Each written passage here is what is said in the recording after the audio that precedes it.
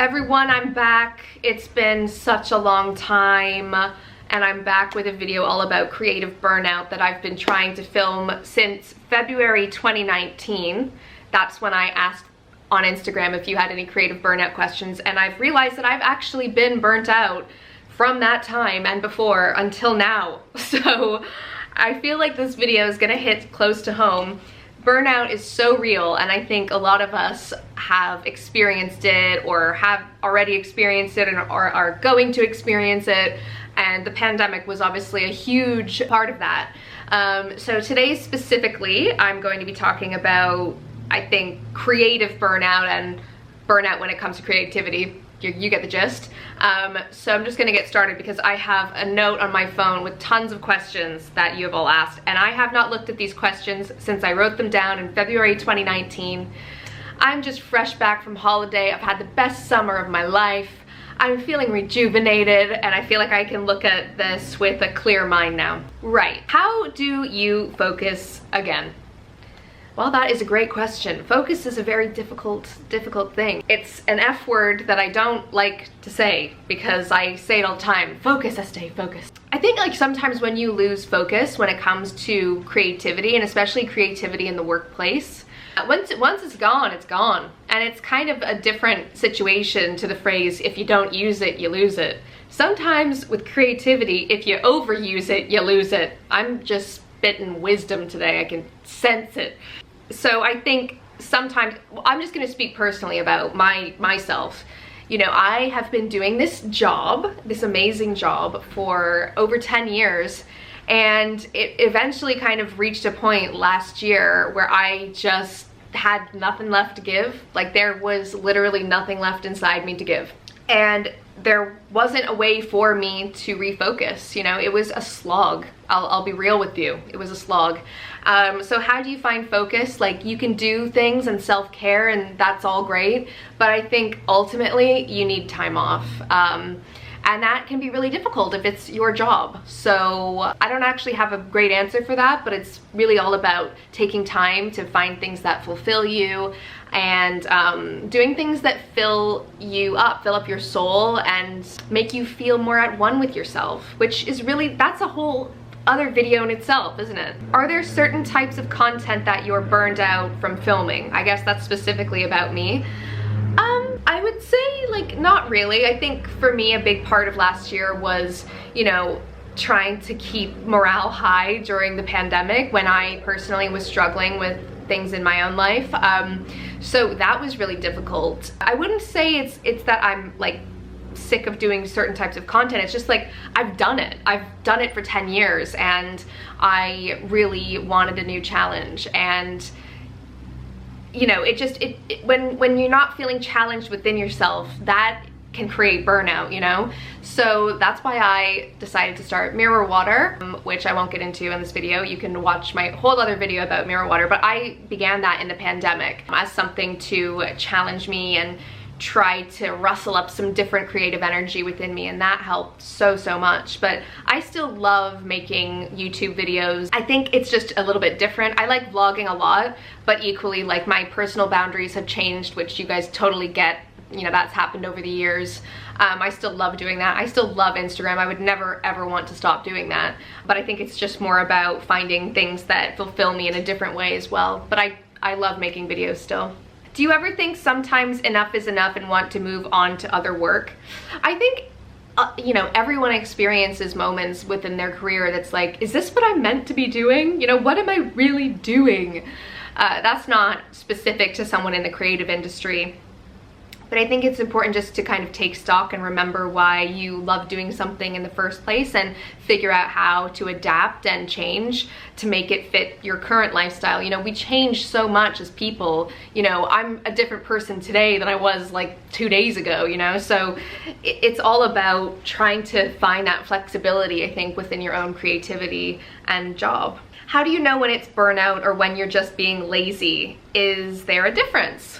Well, I often struggle with this concept of laziness because, you know, I suffer with depression and anxiety and all that stuff, and sometimes I'm like, am I just being lazy? And that's really negative self-talk, isn't it? So I'm trying not to be like that. You know, sometimes I say that to my friends and my friends are like, you are the least lazy person that I have ever met. And I'm like, really? Because I'm so hard on myself. Look, I think we all have lazy days, let's be real, but you know, everything is a victory. My friend the other day said to me, I need to be less hard on myself. I need to say, you know what? You got out of bed today. Congratulations, and build it up from there. Set expectations low, because we are all being too hard on ourselves. And okay, it's one thing if you're just like slacking and you know that within yourself, but I think deep down you probably know that you're not being lazy. I think sometimes it seems lazy when you don't know what to do, and sometimes I'm like that. Like if I knew what tasks I needed to do, I would just do them. But sometimes there's a lot more confusion that goes along with that. And that's why things like journaling are so important, because you can really get to the root of what it is you actually want. How do you come up with new ideas when everything seems to be done already? That is a great question, because everything does seem to be done already, doesn't it? But it isn't. It isn't. There are always new things cropping up and different ways to approach things, and everybody has a different viewpoint on everything, really. So I don't think that that argument is valid. You know, it may seem like everything's been done already. I would say actually less watching of other people is what you should be doing, because if you're just constantly consuming what everyone else is doing all the time, and I'm shooting myself in the foot here, please still watch my videos. If you're just comparing and looking at what other people are doing, there is no room for your own ideas, really. So time and space away from other, you know, people and their creative side is sometimes a really good thing, and you can kind of hone in and figure out how you want to approach something. What do you do when you can't think of any new content? Okay, that is real, and like writer's block and all those things, that is so real. Sometimes it's just like nothing. But I would say a really easy way to do that is to just get out of your usual environment. Like sometimes I'm sitting at my desk and I need to come up with a few things to do or whatever, and I can't think of a concept. I'm just staring at the same four walls. You know, get out of your space, switch up your routine, go sit in a cafe, get inspired by real life. That's a really easy thing you can do. Go for a walk, clear your head, move, physical activity. You know, these things all really help when it comes to creating new ideas that seems like there's nothing there, and all of a sudden you've got an idea. I think also just brainstorming, like blue sky thinking, is really great. Just start writing things down and you'll be really surprised at where it goes. Do you feel like you have to match the high energy vibe of most? It's to the point of being fake these days. Dang, you trying to get some tea from me today? Look, I'm not the most high energy person, although today it would seem different because the sun is shining and it just feels so damn good. And also, like I said, I just came back from holiday, but I'm actually not a super high energy person. I've never been like super squealy and like excitable. Just be yourself. Everyone else is taken. There's nothing more to it than that. What's it like to do business from your phone when you also use the same phone to talk to your loved ones and chill? Now that's a great question. I've had a lot of practice sort of like compartmentalizing, and some of the people closest to me say that it's like I'm freakishly good at compartmentalizing, because I really do see it as separate. I do still go on Instagram and stuff like that to chill, but I also know that it's my job, so sometimes I won't go on Instagram to chill. You know, it's all about knowing what you're ready for in that moment, really. Some people do have two phones, business phone and a personal phone. I can't deal with that because I can hardly charge my phone as it is and stay on top of that phone. But I mean, some people do have two phones, but I think it's really about having like willpower almost with it, which is like this is my time off, and this is when I'm gonna call my friends and use this as relaxation time for me, and these other times are when I'm going to work and, you know, enjoy my work as well. What are your best remedies for the exhaustion and possible anxiety working in a creative environment can bring? It's all about that switching off time. It's all about that. You know, I don't work on the weekends, for example. That's a hard no. That is a hard no. If you try to get in touch with me on the weekend, you're gonna get hit with a no. Don't call me, I'll call you. So, you know, that's a boundary for me that I just really do not cross. and also in the evenings, like at a certain time, depending on the day, but I would say a good 3 nights a week I will not work in the evenings. Because that's really, really important. If you don't ever have like a cutoff period from your work, you're never relaxing, and if you don't relax, then you get stressed, and if you get stressed, you get more stressed, and blah, blah, blah, blah. I've been there, you know? So it's really about creating healthy relationships with, I think, the hours that you work. I also love having baths. Baths help me so much. I've never regretted taking a bath. Just gonna say that. And I also hate to say this, but working out, I hate working out, but it really does help with stress and anxiety. And I know it's annoying, and I know it sucks, but it really, really does help. How do you handle all of the pressure that comes with the internet and social media? I'm not gonna lie, you know, it ebbs and flows. Sometimes the pressure is so real, and other times it doesn't really affect me. It can be really hard when your job relies on people liking you, but not liking you, liking what you put out. And if you're exhausted and you feel like your output isn't as good as it should be, then you start getting hard on yourself, and then the audience is not responding, you know, how you want. Oh, stressing myself out just thinking about it. But at the end of the day, you have to realize there are more important things to worry about than the amount of likes you get on Instagram or whatever. And, you know, it can be really hard, but you kind of have to just ground down and realize, like, this is not the end of the world, and everything's gonna be okay. Easier said than done sometimes, though. What do you do to get yourself in gear when your brain is just cycling with nonsense? Breathing techniques. I love breathing techniques. I love following Breathe with James on Instagram. He does these live breathwork classes, and he also put one up on Mirror Water for us. It's like a 10-minute anxiety breathwork thing. I'll link to it in the description box. It is so helpful. It's amazing what 10 minutes of breathing can do. We all hold our breath, so it's very important to just breathe and take a minute. You know, these little minutes throughout my day have saved me sometimes, and it gives you that composure, and you realize, like, this is just a little freak out. I'm breathing, and everything's gonna be fine. You can solve every problem. There is a solution. So it's all about not letting yourself get to that panic point. Would you ever consider taking a real break from Instagram? Yeah, I would definitely consider it, but I find it very hard. Like, you know, there have been times like I take the weekend off sometimes, or, well, I always take the weekend off, but, you know, actually that's not true. I don't always take the weekend off Instagram. I don't work on the Instagram, but I Instagram on the weekend, and Instagram is my job, so it's all very, very confusing. Yeah, I would take a real break from Instagram, but I would find it really, really hard to not take pictures and post them later, and I don't really feel like that's a break. Like, sometimes I hang out with my normal friends and they just don't take pictures. How is anyone gonna know that you just had the best time of your life? You know what I mean? I think I would really struggle with that, and I don't know what that says about me, but I just like sharing stuff, and I get joy out of sharing things. So I think that, I don't know, yeah, I would find that hard. But yeah, I would take a break off Instagram. I don't know for how long. I've like fantasized about taking a year off and just being a nomad and just having not a care in the world. But you know what, your girl's 31, she's got a flat, she's got a dog.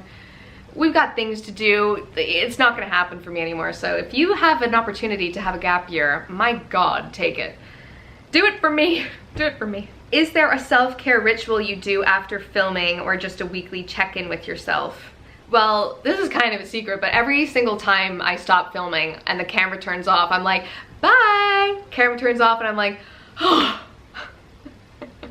Every time for the past 10 years. And that's just because, like, I'm giving. There's no one here, just me and this camera, no one else.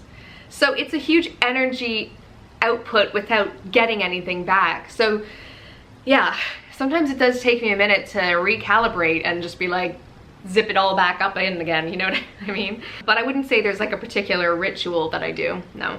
But I know that I'm gonna have a filming day, you know, I have to kind of gear up to film. If I'm not in the mood to film, I cannot film.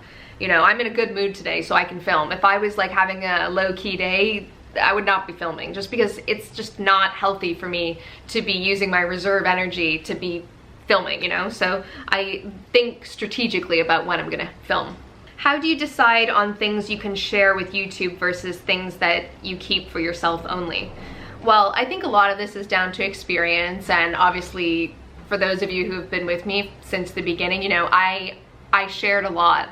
And also it was such a different time on YouTube. I don't really see people sharing in the same way that the OGs kind of did back in the day. I was sharing every little thing. And like I said, it was just of the time, and I don't regret it at all, but I'm not going to do that again, probably. I just intuitively know like what I want to share. So I don't think I have like rules per se, but I think I know like in my heart what I'm willing and what I'm not willing to share. That's not to say I don't share any bad things. Like I feel like I do share things when it's not maybe so good. Like I talk a lot about my anxiety and my depression, things like that. If it's about me, then I feel like I'm quite open. But if it's to do with like people in my personal life, my family, my friends, my relationships, I just don't want to, you know, take away from their privacy. You know, that's something that I'm really conscious of. I don't want it to ever affect their privacy, because this is my job and this is what I choose to do and share, but it's maybe not something that they've chosen to do. So I don't think it's very fair for me to like stick cameras in their faces and share everything about them, you know? So, and also when I am around like the people in my life that I do share, I always ask them, is it okay if I post this? Are you okay to be on camera? You know, I'm very into the consent when it comes to posting, just because it's not everyone's cup of tea. And it sucks because I have really funny things that I would love to share, but you know, it's up to them. So sometimes they say no and I don't love them any less. It's just the way it is. How do you stay true to yourself when creating content?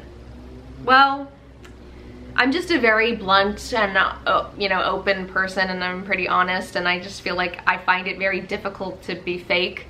So it's kind of easy, I feel like. I think there are lots of ways that you can stay true to yourself while still like maintaining a professional career and like doing sponsored work and stuff like that. So I just think that comes down to practice and being confident and comfortable with who you are, and understanding like if a brand is working with you, they're working with you because they like who you are, and hopefully they're going to stand by that when they were working with you as well. So just got to be yourself, really. How hard is it to stay relevant given there are so many people trying to be influencers now? Am I relevant is the question I would throw back at you. Am I relevant? I'm gonna go with not really. You know, I feel like those of you who have stuck with me like get me, and that's so cool. I'm not really trying to stay relevant in the same way. Like I tried to do TikTok for 5 seconds and I was like, you know what, that's just not me. I cannot do it.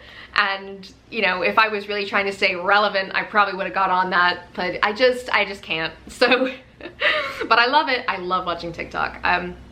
So it's difficult because obviously, you know, I want to maintain this, but I've also realized like I'm 30 and there are all these cool young little things coming up being all funny and cool, and that's just never going to be me. So yeah, I just try to keep doing what I'm doing, and hopefully the people watching me like still find it interesting. And yeah. What's your plan if YouTube does die out? Well, I'm gonna say people have been saying this since the dawn of YouTube. I remember when I first started making YouTube videos, people saying, what are you gonna do if YouTube stops in a year? And that was like 10 years ago or whatever it was. So we'll cross that bridge when we get to it.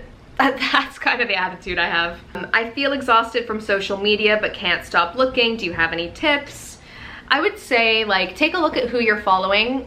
You know, it's really important that the people that you follow make you feel something positive, I think. You know, you don't want to get in that vicious cycle of like hate watching and getting stressed and feeling bad about yourself. So take a look at who you're following, number one. And number two, set yourself time to go on your phone and look at social media. You know, maybe an hour before bed, you don't go on your phone and look at social media. That's a good idea, I would say. Do you get up and not feel like doing anything but feel pressured to create for your audience? Sometimes. Like, I'm definitely conscious that I can't go MIA for like 2 straight weeks, you know? I wouldn't so much call it pressure, but I feel like even when I'm kind of having a low day, like, I like sharing that sometimes.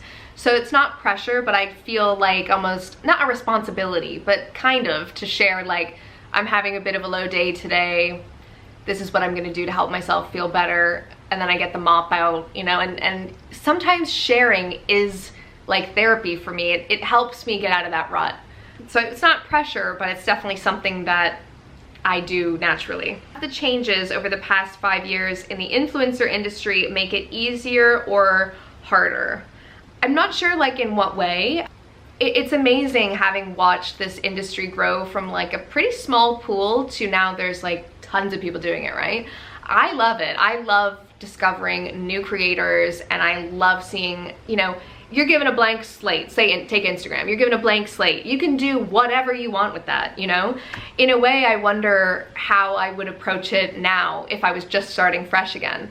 It's hard to say, you know? I kind of like built up my identity without thinking about it from a point of like, oh, this is gonna be my career. I was just posting. But yeah, if I had to like, tomorrow I was a new person and I wanted to become an influencer, I think it would feel so daunting. Like, I don't even know where you would begin, because it's true, there are so many people doing it, and it must be really hard to carve out your own way in your own space. So in a way it's become harder, but in another way it's become easier because everyone feels like they can do it, because they can. So it's a bit of a mixed bag. It's a really interesting industry, and I have loved, you know, my entire journey, obviously, and thank you all for being there to support me throughout this entire thing. I feel honestly so grateful. I can't believe it's my job, and I'm so excited to see where it goes, and I'm excited to see where I can go creativity, what's wrong with me? Creatively, especially with Mirror Water. So if you're not following Mirror Water and you're still here with me, then please go follow us at mirrorwater.earth. Really excited for what's to come. And yeah, also like I'm growing up, you know, what's gonna happen? What's gonna happen? Who knows? The story of my life continues on Instagram and YouTube. It's just crazy when you think back to everything that has happened since day one to now. You know, it's wild. I feel like I've blinked and I'm here. It's cool. So I hope there were some interesting tips in there. I just jabbered on and on and on. Really excited that it's September, and I always feel like September is the start of a new year for me. So September, fresh start, love it. And yeah, if you like this video, please give it a thumbs up. Follow me on Instagram. All of my links are down below, obviously.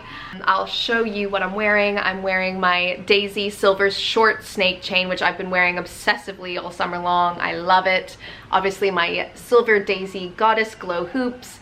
And I'm wearing the cutest little dress from Reformation, which I'll try to show you. So nice. I'll link to that as well if it's still available.